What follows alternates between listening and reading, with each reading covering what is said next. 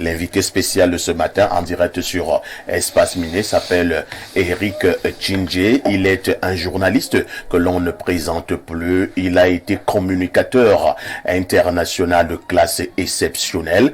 Ses prises de parole ces dernières années sur le plan politique font également de l'homme Eric Tchindjé un leader d'opinion. Bonjour Eric Tchindjé. Bonjour. Parfait. Alors, je vous suggère un canevas de travail, hein, Eric. Nous allons prendre la première partie de ces échanges pour parler de l'homme et de son parcours. La deuxième partie de ces échanges portera sur l'homme et sa vision politique. Ce canevas de travail vous arrange? Oui, absolument. Mais j'aurais vraiment voulu écouter Blériot sur la question de la femme, la préoccupation de la femme qui a réagi en dernier. Oui. Ce serait vraiment intéressant quand même de l'édifier un peu. Oui, la situation est ambiguë en ceci que son père même n'a pas doté sa mère.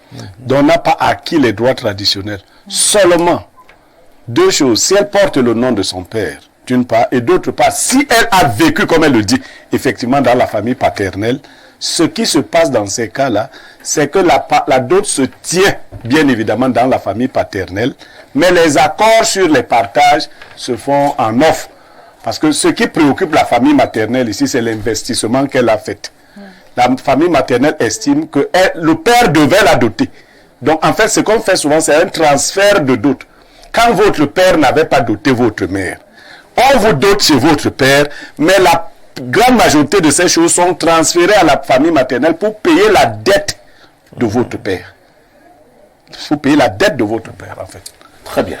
Eric est maintenant plus rassuré. Oui, enfin, je crois que c'est nous tous, puisque c'est la réalité chez nous tous, les Bantous et moi je crois que les gens recherchent des réponses, n'est-ce pas, ce genre de réponses à ces questions qui les préoccupent. Merci. Hein. On va passer la parole cette fois-ci à Julie. Tout d'abord à Julie pour poser la toute première question à Eric Tchindjé ce matin. Julie. Voilà. Bienvenue encore à vous, Eric Tchindjé. Merci, Julie. Nous sommes très heureux. Moi, surtout, je suis très honorée de partager le plateau avec vous ce matin. Parce que vous étiez une petite fille, je pense jeune pas enfant. que j'étais encore née. Ah oui, justement. Non, je pense pas. Oui, je crois bien. Ouais, parce que lorsque j'ai grandi, j'ai trouvé Denise Epotet, j'ai trouvé Anne-Marthe Mvoto. Oui. Le reste. Il y avait Anne-Marthe, Eric était déjà parti. Oui, il était déjà parti, c'était déjà très loin derrière. Alors, je vais commencer d'abord par votre parcours à la CRTV. Je vais commencer par là en tant que rédacteur en chef. Alors, quels ont été vos défis et vos réussites en tant que rédacteur en chef à la CRTV? Vos défis, surtout. Vous m'amenez, tu me ramènes, j'espère qu'on peut se tutoyer là. Évidemment. Tu me ramènes à quelle année là? 84 je crois. Quand je suis rentré au pays des États-Unis en 82. Oui. Juste avant le départ du président Idjo. Et j'ai eu quelques ennuis parce que en quittant le pays, j'étais à la radio. J'étais à l'université de Yaoundé et à la radio. Mais quand je suis parti, je crois qu'on voulait me ramener, on voulait que je revienne, enfin, mais je partais pour poursuivre mes études. Quand je ne suis pas rentré, quand il fallait revenir, on m'a licencié. Donc, quand je suis rentré au Cameroun après mes études, j'ai trouvé ce licenciement qui n'était vraiment pas justifié, puisque finalement, ils ont accepté et m'ont rétabli dans mes droits. Mais en 80, et il faut le dire, hein, c'est le ministre de l'Information à l'époque, M. Senghako, qui m'a rétabli dans mes droits et m'a envoyé à l'unité de télévision à l'époque, ce qui a précédé donc la CTV, Cameroun Television, avant la CRTV. Et pourquoi M. Senghako l'a fait? Il lisait. Quand je suis rentré au pays et j'ai trouvé que je n'avais pas de travail, puisque je ne savais pas que j'ai été licencié, j'ai commencé à écrire sur la télévision qu'on annonçait. Et j'ai publié ça dans les journaux, pas au Cameroun, mais ailleurs. Et c'est tombé dans Les mains de M. Senghako, Oui. qui par la suite devient ministre de l'Information. Et il m'a appelé pour me poser des questions sur mes réflexions et tout ça. Et tout le monde était étonné parce que Senghako, pour les gens qui le connaissaient, ne recevait personne.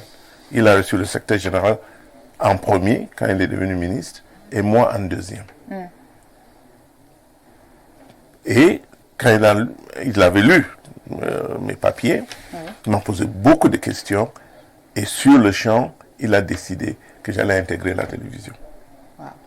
Et c'est comme ça donc que je me suis retrouvé à l'unité de télévision. Ok. Et par la suite, on m'a confié donc des responsabilités. Oui. D'abord chargé des programmes et des nouvelles. Donc, je suis devenu chargé d'études dans ce secteur. Et c'est comme ça qu'on a commencé à construire la télévision. Il faut avouer que c'était une équipe assez disparate. Hein. C'est les gens qui... Moi, je suis venu des États-Unis. Il y en a qui venaient de la Russie. Il y en a qui venaient de l'Europe. Donc, mais on était tous passionnés par le métier. Et c'est en fait ça, c'est là qu'on se retrouvait, cette passion pour le métier. Et c'est pas une passion pour la célébrité, c'était une passion pour faire de cette télévision un outil de développement, de transformation des mentalités. Passionné par ça. Et je crois que pour avoir fait mes études aux États-Unis sur l'impact social de la télévision, je crois que j'avais beaucoup de choses à donner. Et c'était évident. C'était évident dans mes écrits que M. Senghako avait vu. Et c'était évident dans mon travail, quand on s'est mis au travail. Et je ne pensais à rien d'autre. Je ne savais même pas quel impact le fait de paraître à la télévision allait faire ou avoir. L'essentiel pour moi, c'était de voir comment les gens ne respectaient pas, par exemple, les feux rouges et d'en parler. De voir l'insalubrité et d'en parler. De voir le désordre dans lequel on vivait et d'évoquer ces choses-là pour changer la société. C'était ça. On était driven, comme on dit en anglais, driven. Hein, on était motivé par ce genre de la recherche de l'excellence. Et je crois que c'était devenu évident. Et quand j'ai pris donc d'abord les programmes de la télévision et après la rédaction de cette télévision, j'étais déterminé, décidé, n'est-ce pas, d'en faire quelque chose pour le développement de ce pays. Oui. Et j'ai toujours été là-bas, à ce niveau-là. Voilà, Éric Tindier, je vais continuer toujours avec vous, toujours concernant votre passage en tant que rédacteur en chef. Quels ont été vos défis à cette époque-là, en tant que rédacteur en chef, en tant que journaliste, mais surtout parlons de la liberté de la presse? Oui, deux choses. Vous savez, un jour, je parlais des problèmes que j'ai en tant que rédacteur en chef au chef de l'État. D'accord. Okay. Et le président me dit, mais monsieur Tindier, vous avez une petite rédaction de tout ce pays, avec les mêmes difficultés. Et je lui ai dit ceci, monsieur le président de la République. Vous avez le pouvoir, l'autorité. Les Camerounais vous écoutent. Moi, j'ai une rédaction où personne ne m'écoute parce qu'ils sont tous des grosses têtes. Alors, comment faire pour ramener ces gens-là à l'ordre et produire un journal par jour? C'est pas évident, monsieur le chef de l'État. C'est ce que j'ai dit au président de la République. Alors, c'est pour vous dire que c'était pas facile. D'abord, je venais de rentrer des États-Unis 2-3 ans auparavant. J'avais complètement oublié le français, je ne parlais pas. Et il fallait diriger une rédaction bilingue. Où la majorité était francophone. Tout à fait. Avec des responsables de télévision qui croyaient que la télévision camerounaise était faite d'abord pour les francophones. Donc, vous voyez un peu. C'est un grand défi. Ah oui, c'était un défi à relever. Mais bon, Dieu nous a aidés. Éric Tchindjé, puisque vous-même vous avez commencé à aborder vos échanges avec le chef de l'État, je me rends compte que vous avez vraiment eu de temps en temps ces échanges avec le chef de l'État. Mais il y a eu cette fameuse histoire de coup de tête avec le président de la République, son Excellence Paul Biya, lorsqu'il vous a dit qu'il suffit d'un coup de tête pour que vous, Éric Tchindjé, vous ne soyez plus là. Alors, je présume que vous avez paniqué. Mais qu'est-ce qui s'est réellement passé avec cette affaire de coup de tête entre Éric Tchindjé et le président de la République? Paniquer, surtout pas. C'est ça la réalité. Parce que j'ai compris ce que le président voulait dire. Malheureusement, pour le reste, pour les gens qui suivaient, ils n'ont pas compris le sens de ses propos. Dites-nous d'abord, au niveau de l'interview, comment vous faites pour arriver au coup de tête? Vous lui posez quelles questions? Je crois qu'il avait fait plus d'1 mois hors du pays. Et il y avait ces rumeurs comme quoi il a fui. Et c'est la question que je lui avais posée. Oui. Vous avez fui le pays, monsieur le président, c'est ce qu'on dit. Vous lui avez demandé s'il a fui le pays? Oui, effectivement. Vous étiez très courageux. En 87. Oui, enfin, ça se disait partout. Et c'est intéressant que vous dites ça parce que il arrivait chaque fois, enfin, après cette interview-là, j'ai interviewé le président 2-3 fois après. Et chaque fois que je partais là-bas, quelques-uns de ces ministres venaient vers moi pour me dire, monsieur, ne posez plus vos questions là au président de la République. Vos questions tordues. Oui, et je dis, mais pourquoi? Et les ministres me disaient, enfin, il y avait des ministres et quelques chargés de mission. Pourquoi ne pas poser des questions? Oui, parce que quand vous lui posez des questions, il tombe sur nous après vous. Hein. Ne posez plus ces questions-là, M. Tchindjé. Et je peux vous dire, chaque fois qu'il me disait ça, dès que je voyais le président à deux. Vous recommencez? Non, je lui disais, monsieur le président, je ne peux pas vous poser certaines questions. Parce que vos ministres m'ont dit de ne pas vous poser des questions. Oh là. Et systématiquement, le président me dit, il faut les oublier. Posez-moi toutes vos questions. Systématiquement. Alors, que répondez-vous à ceux qui ont quand même dit que lorsque le président vous a parlé de cette affaire de coup de tête, c'est ce qui a fait en sorte que Éric Tchindjé se dise qu'à cette allure c'est très dangereux, je préfère aller hors du pays? Absolument pas. Ça n'a rien à y voir? Ça n'a absolument rien à y voir parce que d'abord, je savais ce que le président voulait dire. Il voulait tout simplement parce que, enfin, je lui ai posé la question et il m'expliquait donc comment un de ses ministres avait signé un contrat avec, je crois, la Roumanie ou un autre pays européen sans son accord. Et donc, il disait que ce ministre, puisqu'il l'a enlevé par la suite, il fallait que ce ministre sache que ça ne se fait pas. Il fallait l'autorisation du président de la République. Hein, je dois pouvoir le faire. Monsieur Tchindjé, vous êtes rédacteur en chef. Il suffit d'un coup de tête. Et vous n'êtes plus rédacteur en chef. Oui, et vous n'êtes plus rédacteur en chef. J'ai compris le contexte. Ouais. Donc, ça ne m'a pas du tout effrayé. Et effectivement, j'ai gardé des très bons rapports avec le président de la République jusqu'à ce jour-ci. Ah bon? Absolument. On en parlera tout à l'heure. Nous restons dans la rubrique Éric Tchindjé et son parcours et nous passons la parole à Pierre Blériot-Niémec. Alors, Éric Tchindjé, vous sortiez des États-Unis, là-bas c'était la liberté. Est-ce que vous n'étiez pas mal tombé? Chez nous, ce n'était pas encore ça. Quelle est la différence que vous pouvez établir entre cette époque-là où le président accordait encore des interviews à des journalistes et notre époque à laquelle, quand un journaliste réussit à attraper le président, il garde ça sur son statut Facebook? Vous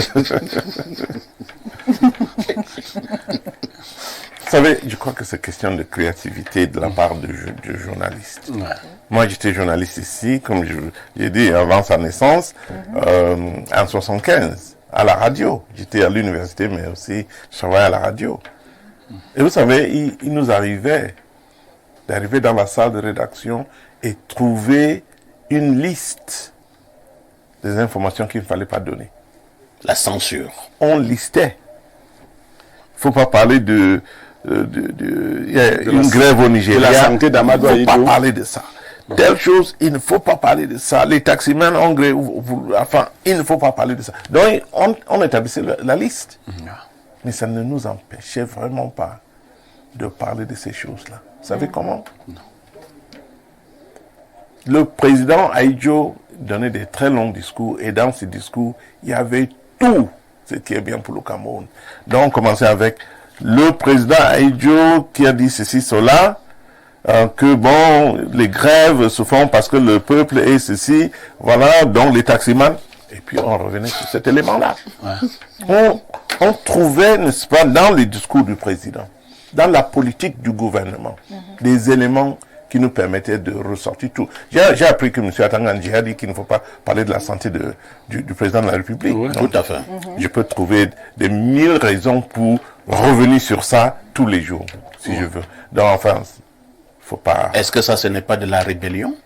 Non, Pas du tout, puisque on trouvait des éléments qui nous protégeaient dans la politique même du gouvernement. lui-même, hein, je vous le livre, il a fait pareil.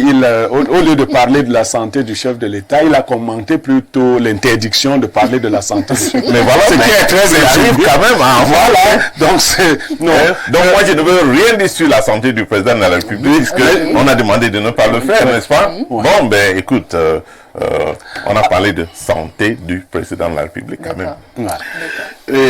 Monsieur Eric Djindje, nous allons évoluer. Vous êtes parti du Cameroun à une certaine époque où il n'existait pas encore le Conseil national de la communication, et qui a eu plusieurs présidents jusque-là.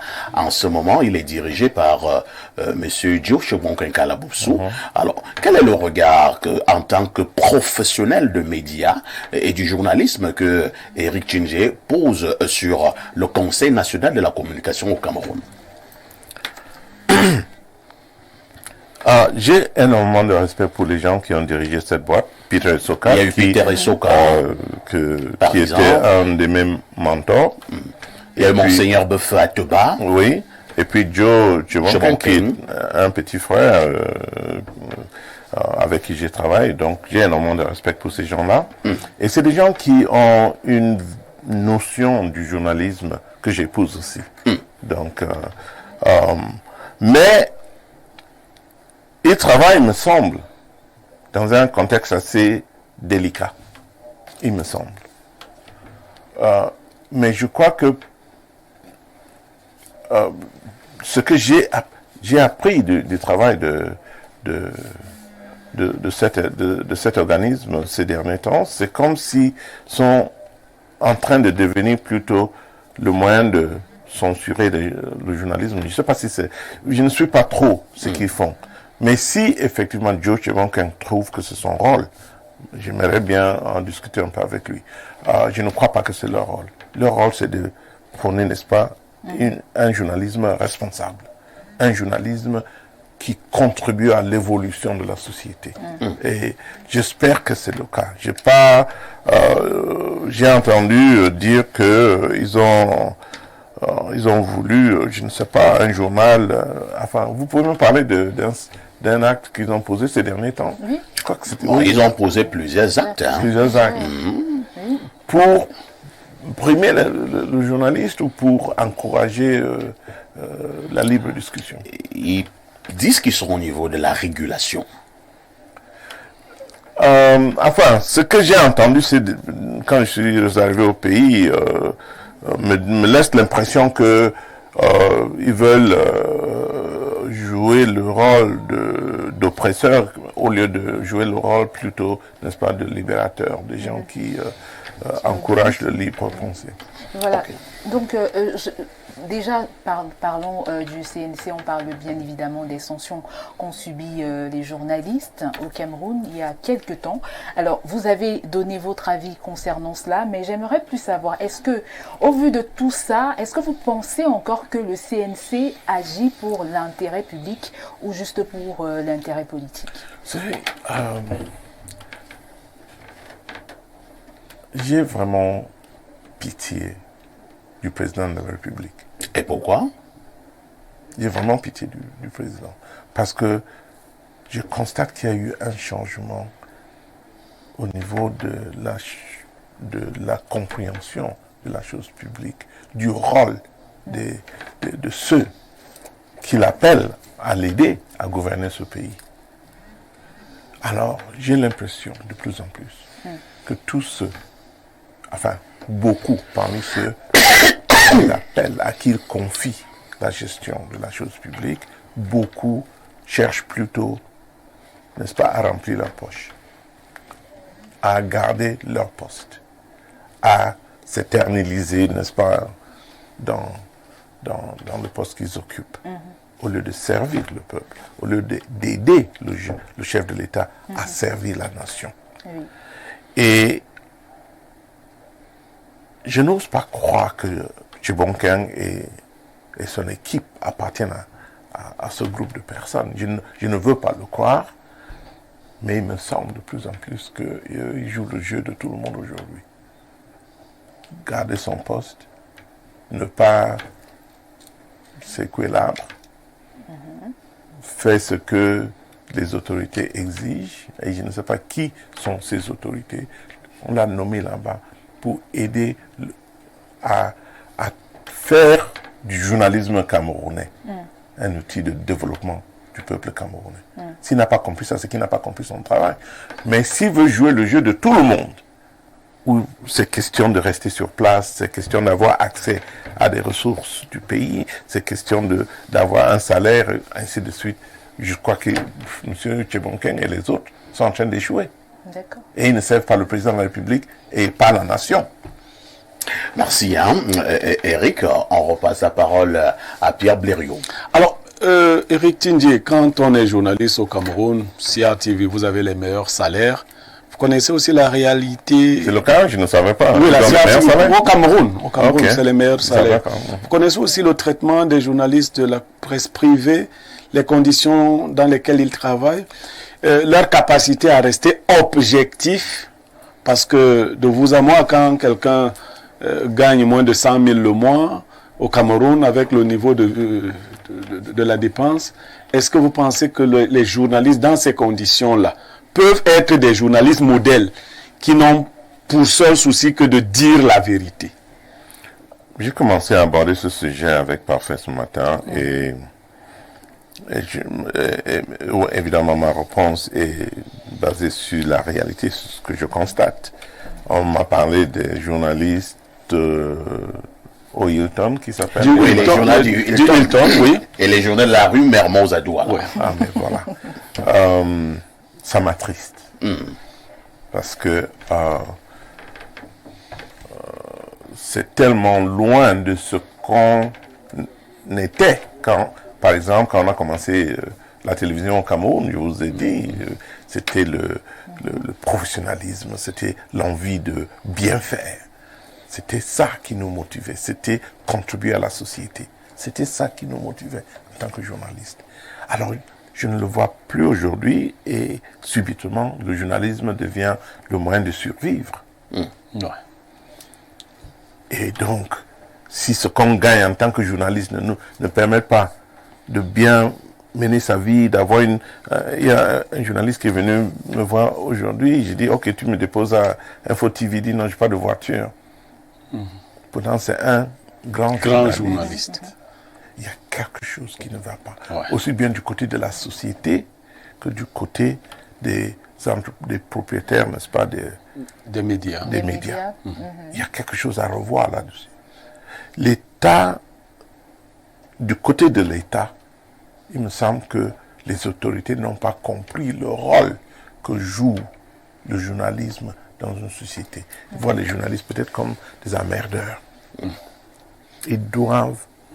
L'État doit trouver le moyen de soutenir, n'est-ce pas, la presse dans ce pays.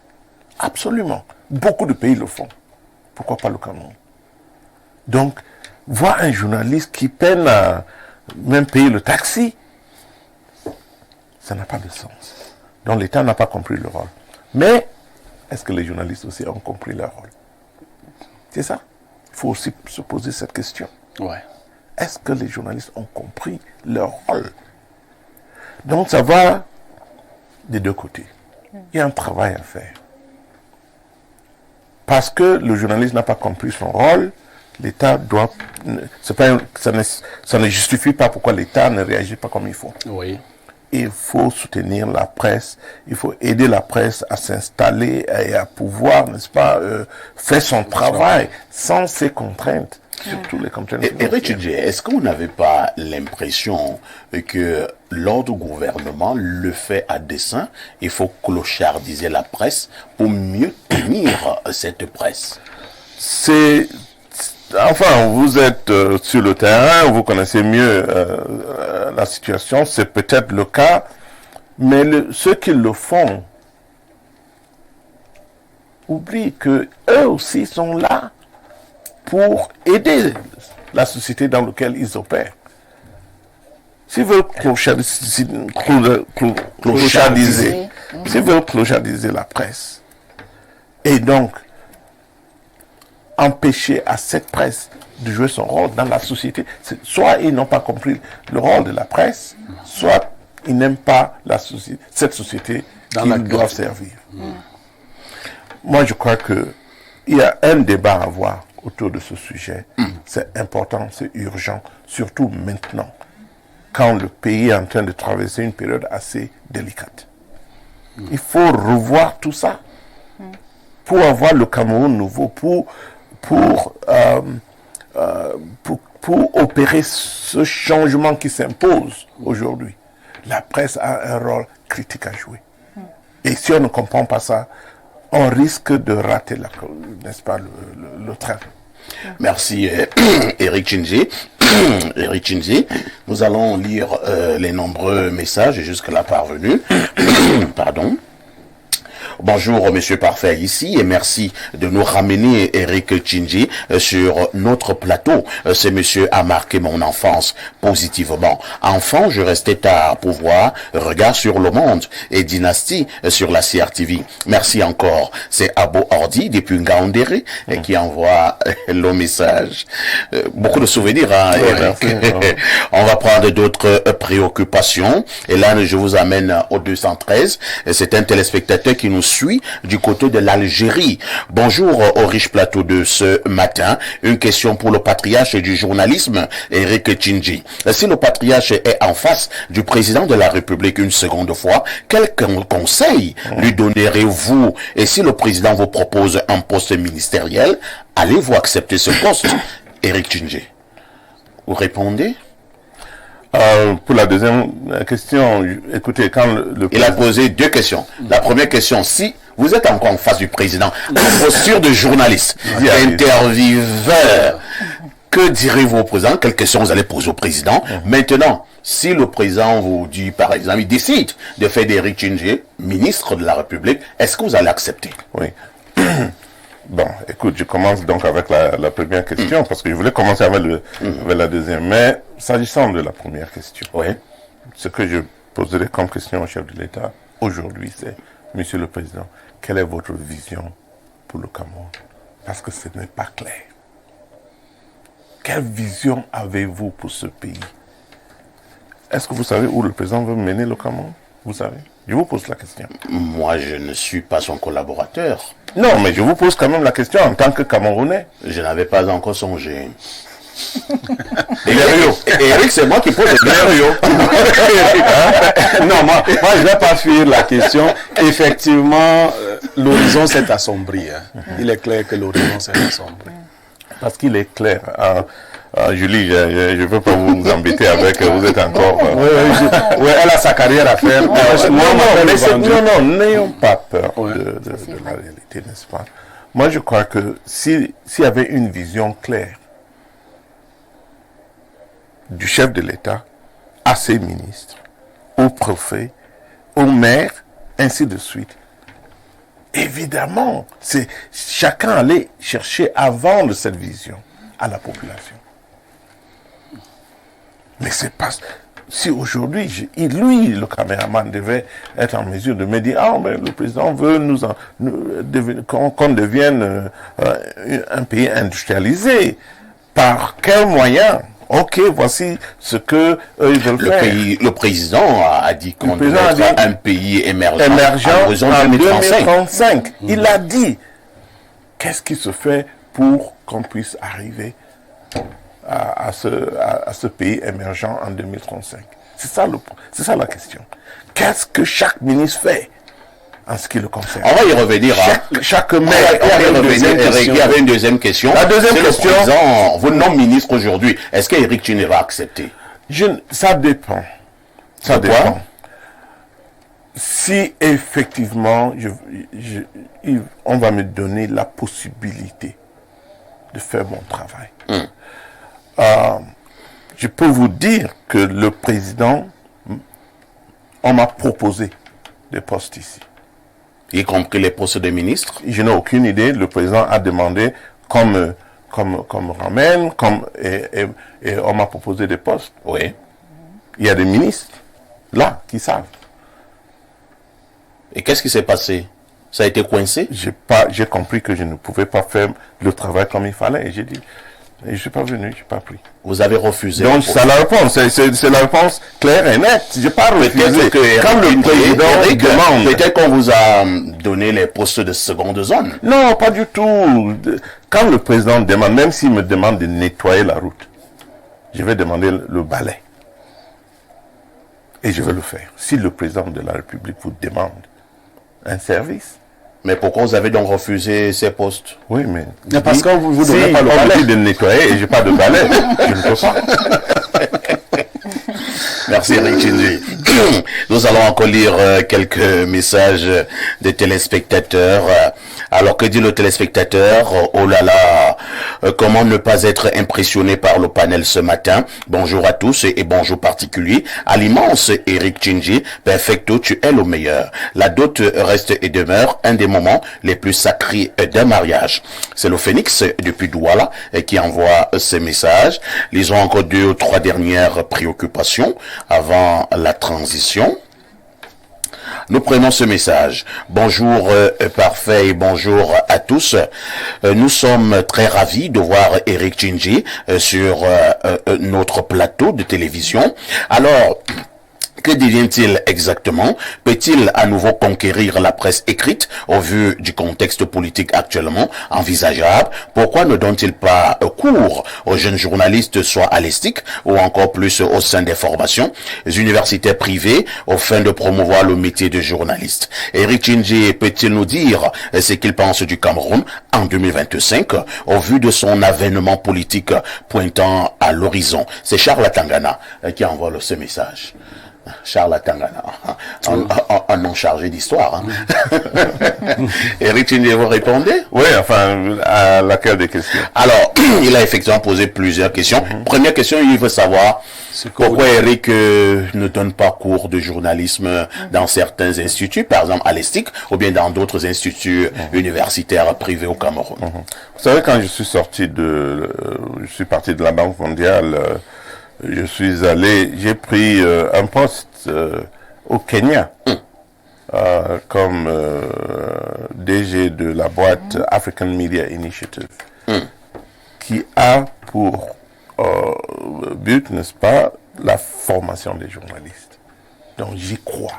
C'est un truc, c'est un service que j'ai toujours voulu rendre.